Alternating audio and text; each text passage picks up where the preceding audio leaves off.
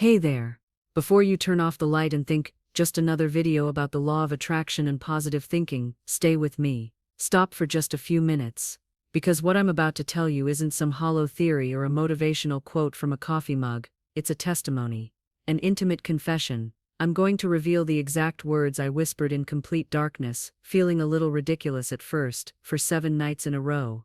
Words that felt strange in my mouth, foreign. Almost like a children's game or a spell whispered without much faith. And I'm going to tell you why. On the morning of the 8th day, as the sun was just beginning to paint the sky a pale orange, I opened my banking app almost out of habit, expecting the same old balance, the same list of automatic debits. But that day, I felt my heart leap. It wasn't the familiar leap of anxiety, of I can't make it, of the fear of being overdrawn. It was the leap of pure electric surprise, the kind that runs down your spine. There it was, a transfer, a completely unexpected deposit of money, from a source I never in a million years could have imagined, and with that number on the screen, came a smile that wasn't just of financial relief, but of deep, overwhelming understanding. In that instant I understood that I had stumbled, almost by accident, upon one of the most forgotten and potent laws of the universe, a law that operates in silence, while we sleep. Imagine this scene for a moment, vividly. It's the end of an exhausting day. You're about to turn off the light. Your phone is already in airplane mode, far, far out of reach. The silence of the house wraps around you like a blanket. And at that precise moment, on the border between wakefulness and sleep, instead of reviewing the endless list of debts, worries, bills due, of I can't make it to the end of the month, you whisper a phrase, a short phrase, just 5 words, but charged with a strange and serene authority. And the next day, instead of the usual reminder of a pending payment, the bank greets you with a notification that says, "Hello, we've credited your account." It sounds like a fantasy, a script from a Frank Capra movie. But Florence Scovel Shinn, a woman who was an artist, a book illustrator, and an influential metaphysical teacher in the vibrant New York of the 1920s, was crystal clear about it. She taught that the night is not for worrying, but that it is the most fertile time to sow the reality you want to harvest at dawn. The night, she said, is the secret workshop of the universe. The trick, the real secret kept under lock and key, is not in wanting it badly, not in the struggle or the effort, it's in knowing what to say, and more importantly how to say it right in that magical window when your conscious mind, that critical and skeptical guardian, finally gives in to exhaustion, and your subconscious, the sleeping giant that pulls the strings of your reality, leaves the back door wide open. If you're ready to stop chasing money and start being chased by abundance, if you're tired of running without reaching the finish line, subscribe and turn on notifications, because what follows is not just a phrase, it's the detailed operating manual for giving a direct, clear, and unavoidable order to your financial reality. It's 11:47 p.m. The rest of the world is shutting down, the neighbors' lights are going out, the traffic noise is fading, but inside you, a horse race has just begun in your chest. Your heart beats a little faster than normal, a feeling of tightness settles in your solar plexus. No, it's not the excitement of a new love, or the anticipation of good news. It's the phantom phone vibration, that feeling that it has already buzzed, anticipating the email or text message that will arrive tomorrow morning, the reminder of the bank overdraft, the notice of the credit card payment due, the loan installment you don't know how you're going to cover. And then we tell ourselves the great universal lie, the placebo that allows us to close our eyes. Well, I'll figure it out tomorrow. But tomorrow never brings a magical solution, it only brings the same racing heart, the same feeling of suffocation, the same reality we left the night before. Why? Because your internal gardener, your subconscious mind, has received a very clear and precise order throughout the night. While you were resting, it was working tirelessly, non-stop, following the instruction you gave it with your last conscious worry: I don't have enough. I lack money. I am in financial danger. Scarcity is real, and it's hunting me. The real problem is not the debt itself, nor the lack of money in the account. Those are just the symptoms, the fevers of a deeper illness. The real problem, the root cause, is the internal monologue you maintain at the moment of greatest creative power of your entire day. It's the message you send to your deep mind, just when it has its hands and time free to build the architecture of your next day. If you fall asleep feeling lack, it's as if you gave your gardener a bag full of thistle seeds, thorns, and poisonous weeds, and then you're surprised in the morning to find that there isn't a single rose for breakfast in your garden.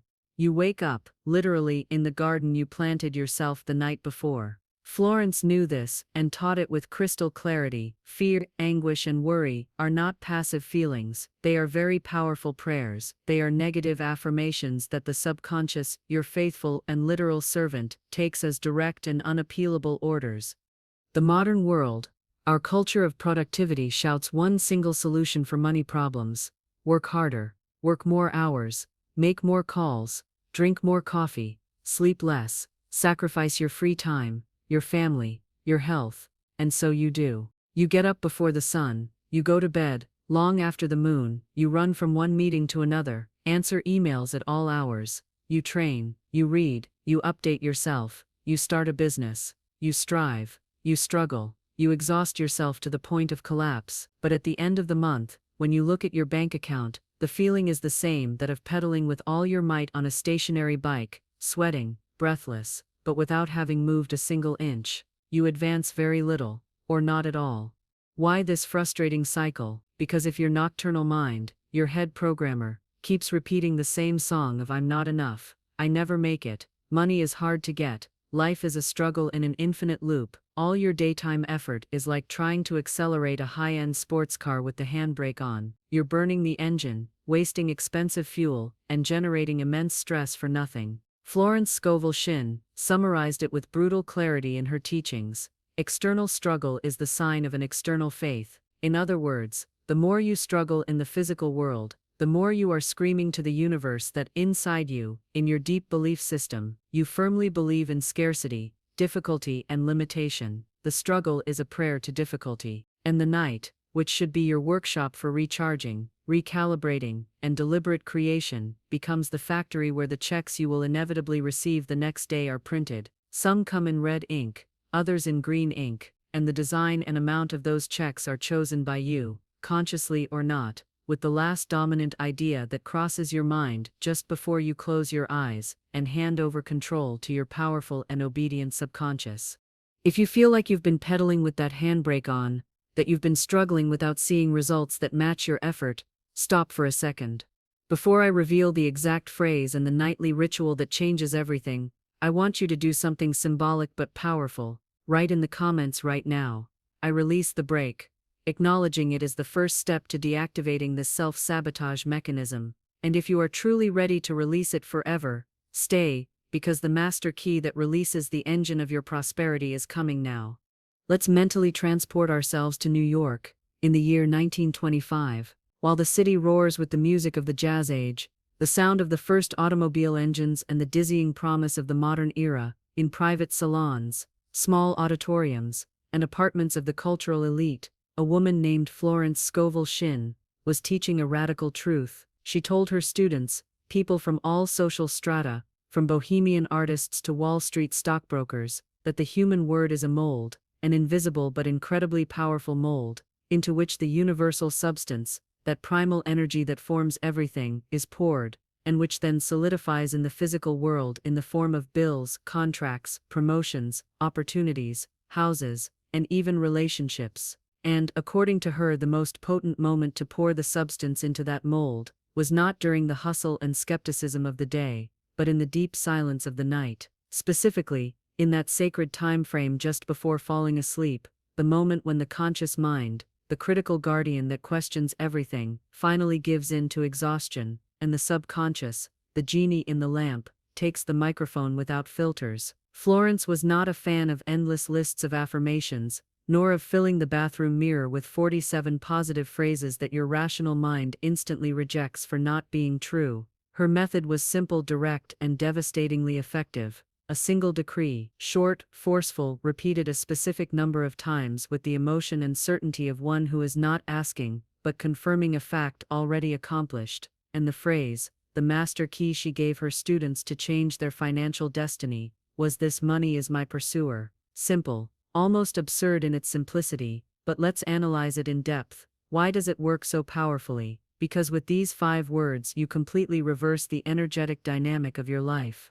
You stop being the one desperately chasing after money, a posture that stems from lack, and which by vibrational law, only reinforces more lack, and you position yourself as the object of desire, the prize. You allow money, as the energy of abundance, to chase you. You go from being the needy and anxious hunter to the valuable and serene magnet. It is a fundamental shift in vibrational status. You no longer beg, you no longer ask from a place of lack, you simply declare a new reality, in which you are so magnetic, so valuable, and so aligned with prosperity, that the resource that was once elusive to you now has no choice but to flow towards you and pursue you to catch you. This is not a complex ritual. You don't need specifically colored candles, exotic incense, or arcane knowledge of esotericism. You only need your clear intention, your voice, and 5 minutes of absolute stillness. It is a logical 3-step process, designed to prepare the ground, sow the seed, and seal the order to your subconscious. Step 1. Cleansing daytime energy, the mental reset. Before getting into bed, in fact, just before your head touches the pillow, sit on the edge of the bed, with your back straight but relaxed, and your feet firmly planted on the floor. Close your eyes. Your day has been a whirlwind of other people's energies, your boss's worries, the rush of people on the street, the negativity of the news, trivial conversations, and others' complaints. You need to create a sacred and clean space within you. You are going to take 5 deep, conscious breaths. With each inhalation, imagine you are breathing in a pure white light of peace. With each exhalation, deliberately release the day. Visualize that as if you were taking off a heavy lead jacket. You let all the tensions, difficult conversations, unmet expectations, and all worries about tomorrow fall to the floor. With each exhalation, mentally repeat the word release. Feel the tension releasing from your shoulders, your jaw, your forehead. 5 times, release, release, release, release. Now you are operating from a blank canvas, ready for your nocturnal masterpiece. Step 2. The decree of pursuit, planting the order. Now lie down in bed. Adopt a posture of total receptivity, preferably on your back with your palms facing up at your sides, or if you find it more comfortable, place your hands gently on your abdomen, in the solar plexus area, your center of personal power and self-esteem. Step 3. Visual sealing, anticipating the harvest with joy. With your eyes still closed, right after the 3rd and final repetition, you are going to do something that might seem childish or silly, but is neurologically crucial. You are going to visualize the phrase literally and playfully for about 30 to 60 seconds. Imagine a wad of $100 bills, or the highest denomination currency of your country, but with little arms and legs, running desperately after you down a sunny street. The wad of bills is agitated, sweating, almost out of breath, shouting, "Hey, wait for me, I'm coming. Don't run so fast, please." Be specific and sensory in the visualization. Feel the breeze that moves the money as it runs, hear the comical sound of its paper footsteps, and most importantly of all, allow yourself to smile or even laugh out loud at the scene. Laughter and joy are the most powerful vibrational glue that exists. They lock the new belief into your subconscious at an amazing speed because they completely deactivate the resistance of the ego and the logical mind, which cannot take something so playful and absurd seriously. After this little mental movie, simply let it go, release control, fall asleep.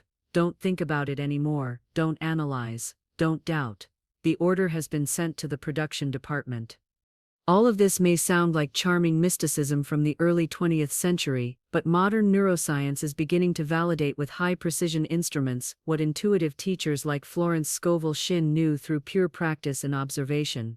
Today, studies on neuroplasticity confirm that our brain is highly malleable and reprogrammable, and the moment of maximum receptivity to install new mental software is just before sleep, in the state of drowsiness. In this state, known as the alpha state and then theta, brain waves slow down dramatically. We move from the beta state, which is the state of alertness, analysis, stress, and action of the day, to a state of deep relaxation and reverie. Scientists have discovered that in this alpha theta state, the mind is up to 200 times more suggestible than during waking hours. It's as if the critical and skeptical bouncer of your conscious mind has gone for a long coffee break, leaving the access door to the VIP club your subconscious completely unguarded. What you tell your mind at that precise moment is not just recorded, it is recorded in bold uppercase, underlined and seared in. Florence, without access to functional MRI scans or electroencephalograms, described it with a perfect metaphor: the subconscious never sleeps, it works all night to materialize your orders.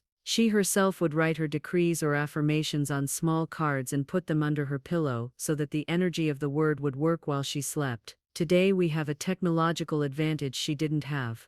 You can record your own voice repeating the decree "money is my pursuer" 3 or more times with relaxing music in the background if you wish, and let your phone play it on a very, very low loop as you fall asleep. It's the perfect fusion of ancient magic and perennial wisdom with modern technology, all at the service of reprogramming your most valuable and powerful asset, your mind. Theories are wonderful, but results are irrefutable, and the teachings of Florence Scovel Shinn, both in her time and today, are full of anecdotes of radical changes and apparent miracles. Here are 2 modern cases, directly inspired by her technique. Maria, a high school teacher in Seville, had been financially drowning for 3 years. Between the mortgage, her children's expenses, and rampant inflation, she barely managed to cover expenses with extra private lessons that were stealing her life and energy. Skeptical, but desperate, she started the ritual: 5 cleansing breaths, the phrase 3 times out loud, and the visualization of the running banknote. After 14 days, not 7 or 8, but 14, she received an email from the city council. A spot in a European exchange program that she had applied for over a year ago and had completely forgotten about had been approved. Not only was she offered the position, but it came with a salary supplement that in practice almost doubled her monthly salary. It was surreal, she says. I didn't apply for anything new, I didn't actively look for anything else. I felt that the opportunity had found me, that for the first time, money had found me. Then there's the case of Daniel, in Mexico City, who has a small business selling auto parts. His work was a constant go from door to door, with a lot of effort, rejections, and few results. After only 7 nights of repeating "money is my pursuer," with a conviction he had to force at first, he received a call. It was an old client with whom he had lost contact years ago, the owner of a small delivery fleet. The client told him, "Daniel, my main supplier failed me miserably, I'm in a huge bind. I need you to supply my company's entire fleet, now. And if you do it well, the contract is yours permanently." Daniel, while writing down the biggest order of his life with a trembling hand, could only think, "I can't believe it, it's really chasing me." There is only one way to sabotage this powerful ritual, a small but lethal nuance that can completely nullify its power and render it ineffective.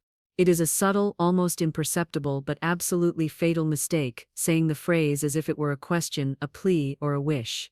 If inside you, the energy behind your words is "will money be my pursuer someday," or "please, please, let money be my pursuer," you are sabotaging the entire process. Why? Because the question vibrates at the frequency of doubt, and doubt is the heaviest brick you can use to block the door of manifestation. The plea and the wish vibrate at the frequency of lack. Siwa, I wish for it because I don't have it, I beg for it because I lack it.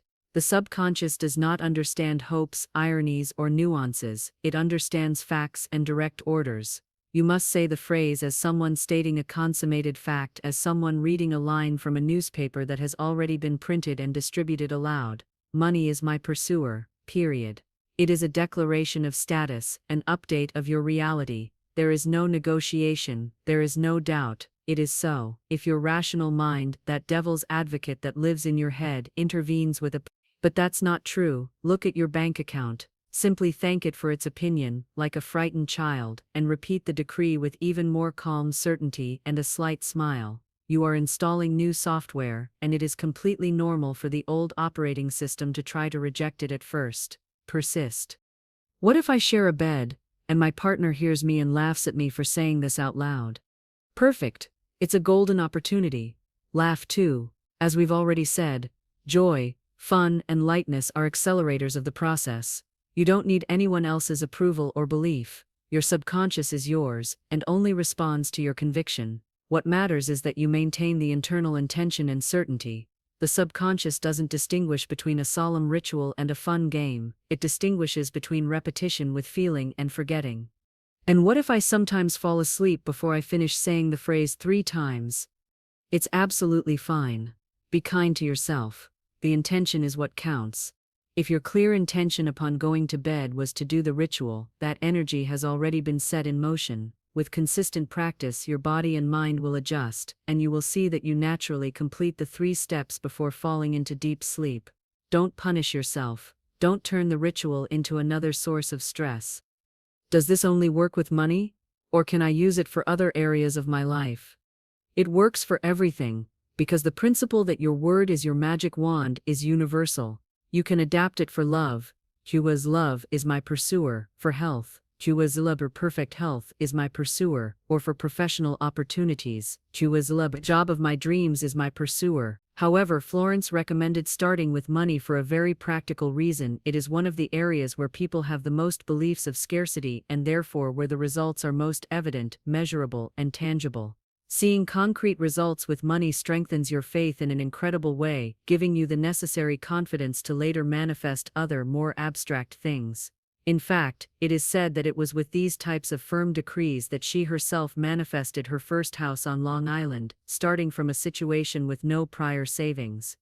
Tonight, when you're about to turn off the last light, I want you to remember this: you are not just going to sleep, you are clocking in for the night shift at your own reality factory. And the director of that factory, your omnipotent subconscious, is sitting in his office, waiting for your orders for tomorrow's production. The phrase I have given you is short, the technique is ridiculously simple, and the result, if you apply it with persistence, feeling, and faith, is absolutely inevitable.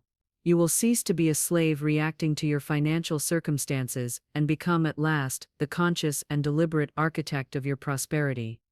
And now, to seal this intention with a physical action, and let the universe know that you are completely serious, I want you to go to the comments section and write this exact declaration: money is chasing me and I decree it now. Add your city and today's date. This is not for me, it is for you. It is a psychomagic act that anchors your command in the material world, giving it an energetic postal address. Tomorrow morning, when you check your phone, before instinctively looking for bad news or problems, look for the good news. Look for the notification you weren't expecting, the surprising email, the idea that came to you out of nowhere in the shower, the perfect synchronicity. And when you find it, no matter how small, smile, acknowledge it. It wasn't luck, it was your subconscious, your faithful and powerful servant, carrying out the precise order you gave it last night, in the sacred stillness of your room.